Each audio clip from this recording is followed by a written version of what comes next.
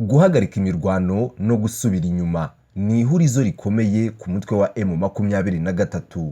Biteganyijwe ko kuri uyu wa kabiri umutwe wa M23 uraza guhagarika imirwano no gutangira gusubira inyuma uva mu bice wigaruriye nk'uko wabitangaje ku itariki 3 Werurwe imbere ya Perezida wa Angola João Lourenço uheruka guhabwa inshingano na Afurika Yunze Ubumwe zo gukomeza kuba umuhuza mu rwego rwo gushyira mu bikorwa imyanzuro y'u Rwanda na Nairobi n'indi iheruka gufatirwa mu nama ya Afurika Yunze Ubumwe ku itariki 17 Werurwe Addis Abeba muri Ethiopia.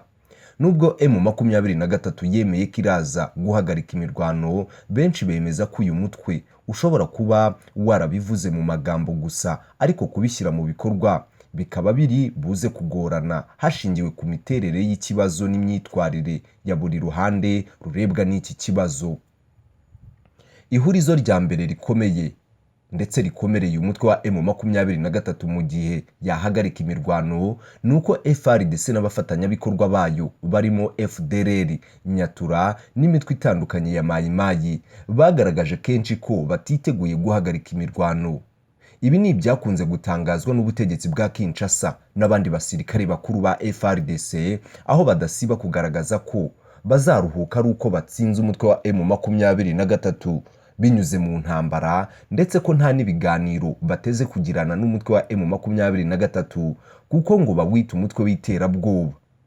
Mu gihe umutwe wa M23 wemeye kuza guhagarika imirwano kuri uyu wa kabiri, nta kimenyetso na kimwe ubutegetsi bw'Kinshasa buragaragaza cyangwa se ngo bugire icyo butangaza ko nabwo buraza guhagarika ibitero FARDC imaze iminsi igaba ku mutwe wa M23. Kugeza ubu gahunda ya FARDC ni ukurwanya umutwe wa M23 no kuyambura uduce twose yigaruriye muri teritwari ya Rutshuru na Masisi mu ntara ya Kivu y'Amajyaruguru, cyane cyane ko no mu minsi yashize FARDC yazanye abandi barwanyi baturutse mu mutwe uzwi nka Wazalenda biyongera ku yindi mitwe y'inyeshyamba iri gufasha FARDC kurwanya umutwe wa M23. Amakuru dukesha imboni yacu iri mu mujyi wa Goma avuga ko muri iyi minsi FARDC ikomeje kuzana intwaro nyinshi kandi zikomeye no gusaba abasirikare bagiye ku rugerero kugaruka mu ngabo mu rwego rwo gutegura ibitero byo kwambura M23 duce yigaruriye. Mu gihe M23 ivuga ko iraza guhagarika imirwano, FARDC yo ikomeje gutegura intambara no gutegura ibitero simusiga bigamije kwisubiza uduce yatakaje. Benshi bemeza ko guhagarika imirwano byagerwaho mu gihe impande zombi zihanganye zabanza kugirana ibiganiro zikagira ibyo zemeranyaho, ndetse buri ruhande rukanyurwa n'ibyo rusaba ibyo guverinoma ya Kongo idakozwa na gato. Haribazwa kandi ukuntu M23 iraza guhagarika imirwano mu gihe abo bahanganye bo bakomeje kwitegura intambara ndetse no kubagabaho ibitero. M23 yakunze kuvuga kenshi ko ari yisabwa kubahiriza imyanzuro y'u Rwanda na Nairobi igamije guhagarika imirwano yonyine, ariko izindi impande zirimo n'ubutegetsi bwa Kongo n'imitwe yitwaje intwaro ntigire igitutu ishyirwaho bigatuma ikibazo kidakemuka. Mbibutse ko ku munsi w'ejo ku itariki 6 habura umunsi umwe gusa ngo M23 igihe yatanze kigere, imirwano nibwo yarushijeho gukomera muri teritwari ya Masisi na Rutshuru, ndetse kuri uwo munsi umutwe wa M23 wongeye kwigarurira utundi duce turimo Kirima na Kibirizi muri teritwari ya Rutshuru. Benshi mu banyekongo bavuga ikinyarwanda bashyigikiye umutwe wa M23 bavuga ko mu gihe uyu mutwe wakemera gusubira inyuma ukarekura ibice byose wigaruriye, guverinoma ya Kongo itarakemura ikibazo cy'impunzi no guhagarika imvugo z'urwango n'ubwicanyi n'ihohoterwa bikorerwa abanyekongo bo mu bwoko bw'abatutsi, byarutwa nuko uyu mutwe ngo wahagarika intambara ntuzongere no kuyishoza ukundi kuko ibyo ngo waba urwanira byaba bidasobanutse. Ku rundi ruhande, Repubulika Iharanira Demokarasi ya Kongo yeruye ivuga ko igiye gukorana n'imitwe yitwaje intwaro mu guhangana n'igihugu cy'u Rwanda. Guverinoma ya Repubulika Iharanira Demokarasi ya Kongo yeruye ko guhera mu cyumweru gitaha igiye gukorana n'imitwe yitwaje intwaro y'imbere mu gihugu mu guhangana n'umutwe wa M23, umutwe iyi leta ya Kongo ivuga ko ushyigikiwe n'u Rwanda. Ni ibirego bimaze iminsi bishinzwe ingabo za leta FARDC ko zikorana n'imitwe irimo FDLR, Nyatura, FCLS na Pareko na NDCR na Mayimayi n'abacanshuro bo mu Burayi mu kurwana n'umutwe wa M23. Nyamara uyu mutwe wakomeje gusunika FARDC ku buryo izi ngabo zatangiye gushaka ahandi zapfunda imitwe. Mu kiganiro yagiranye n'abanyamakuru ku munsi w'ejo ku itariki 6, Minisitiri ushinzwe amashuri makuru na za kaminuza Muhindo Nzagi Butondo yavuze ko guverinoma yafashe icyemezo cyo gukorana n'imitwe yitwaje intwaro y'imbere mu gihugu mu kurwana ku busugire bw'igihugu cyabo. Yavuze ko mu nama y'abaminisitiri iheruka bagejejweho umushinga w'itegeko ubiteganya ndetse uranemezwa. Ni umushinga ngo guverinoma yagejejweho na Minisitiri w'Ingabo Gilbert Kabanda, ndetse umushinga wemejwe n'inama y'abaminisitiri yabaye kuwa gatanu ku itariki 3 Werurwe. Uwo mushinga w'itegeko uteganya ko iyo mitwe yitwaje intwaro y'imbere mu gihugu igiye kwifashishwa nk'abasirikare biteguye bashobora kwifashishwa nk'abasirikare ba Kongo muri FARDC. Yakomeje agira ati n'abantu biteguye bashobora kwifashishwa igihugu cyatewe nk'uko bimeze uyu munsi bagashyirwa mu buryo bumwe n'abasirikare ku rugamba. Ntabwo twakwizera ko twakomeza gutabarwa n'abandi. Ku rwego rwa guverinoma ntabwo tugishaka ko abantu bavuga ko twifashisha ingabo ziturutse ahandi.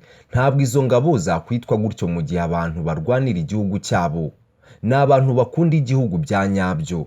Yavuze ko iyo mitwe yise Wazalendo cyangwa se abiteguye kwitangira igihugu bikwiye kwibagirana ko umunsi umwe barashe ku ngabo za leta hagashyirwa imbere ko uyu munsi bafite umwanzi umwe basangiye. Yakomeje agira ati ubutumwa naha Wazalendo nuko guverinoma imaze gushyiraho uburyo bw'amategeko kugira ngo mwemerwe, ndetse muri make guhera mu cyumweru gitaha mugiye guhabwa ubutumwa, mugiye kurwana ku rugamba mu buryo bumwe na FARDC. Yavuze ko mu buryo bwemeranyijweho nyuma y'intambara hazabaho uburyo bwo kubasezerera mu gisirikare ndetse no kubasubiza mu buzima busanzwe. Ni icyemezo Nzagi yavuze ko kizafasha mu gukemura ikibazo cy'ubuke bw'abasirikare ba FARDC no gukuraho ikibazo cy'imitwe yitwaje intwaro. Yakomeje agira ati kubera ko aba bantu bazaba barwana urugamba mu buryo bwemewe, ndizera ko hatazongera kuvugwa ikibazo cy'imitwe yitwaje intwaro. Mu bindi Minisitiri Muhindo yakomojeho nuko bisa naho M23 yarushije imbaraga ingabo za leta ku buryo zari zikeneye izindi mbaraga. Yavuze ko nko kohereza ingabo za Afurika y'Iburasirazuba mu burasirazuba bwa Kongo byafashije cyane, kuko ngo iyo zitahaba umujyi wa Goma uba warafashwe n'umutwe wa M23. Yagize ati ndabibabwiye, iyo ingabo za East African Community zitoherezwa i Goma uyu mujyi uba warafashwe. Kandi muzi ko M23 yari yamaze gufata Kibumba itangiye kumanuka igana Kanyarucinya. Byarigaragazaga kohereza izo ngabo byadufashije guhagarika M23 no kubasha kwisuganya. Ikibazo cy'uko FARDC irimo gukorana n'imitwe yitwaje intwaro bimaze iminsi bivugwa, ariko guverinoma ya Kongo ikavuga ko ibyo bibazo ari ibinyoma ndetse ikacyitarutsa. Ubu none iyi guverinoma igiye gukorana n'iyi mitwe ku mugaragaro. Ku rundi ruhande, u Rwanda rwagaragaje inshuro nyinshi ko FARDC ikorana na FDLR, umutwe washinzwe na bamwe mu bagize uruhare muri jenoside yakorewe Abatutsi. Ibi bintu nyamara byakomeje kugaragazwa na raporo zitandukanye z'impuguke z'umuryango w'abibumbye, harimo iyo mu mwaka wa 2022 yavugaga ko ku itariki ya 8 no ku itariki 9 Gicurasi imwe mu mitwe yitwaje intwaro yahuriye muri Pinga mu gace gaherereye hagati ya teritwari za Walikale na Masisi mu ntara ya Kivu y'Amajyaruguru, maze barema ihuriro. Iryo huriro ngo ryagombaga kwemeza ko iyi mitwe ikwiye guhagarara mu biganiro by'i Nairobi bagiranaga na guverinoma ya Kongo, bitandukanye n'ibyari byakoranyije iyi mitwe.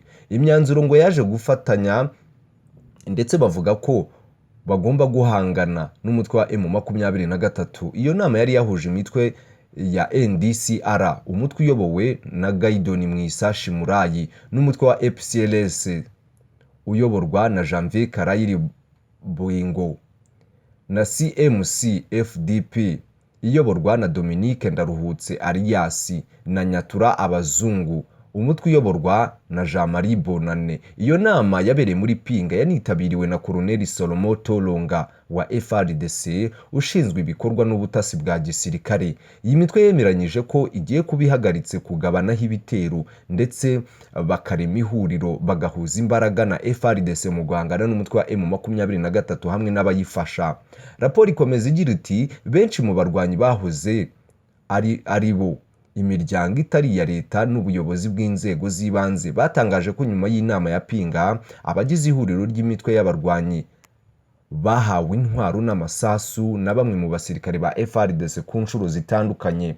Amakuru yerekanye ko nk'umutwe wa NDCR wahawe intwaro ku itariki 30 Gicurasi mu mwaka wa 2022.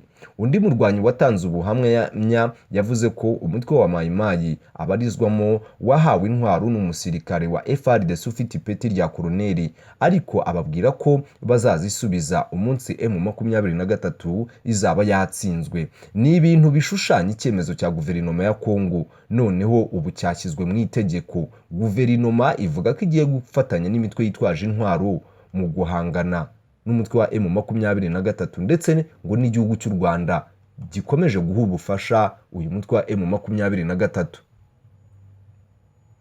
Ngayo nguko rero ibyo ni bikomeje kubera muri Repubulika Iharanira Demokarasi ya Kongo, akomeje kubera intambara idasanzwe iri guhuza umutwe wa M23 n'igisirikare cya Kongo FARDC.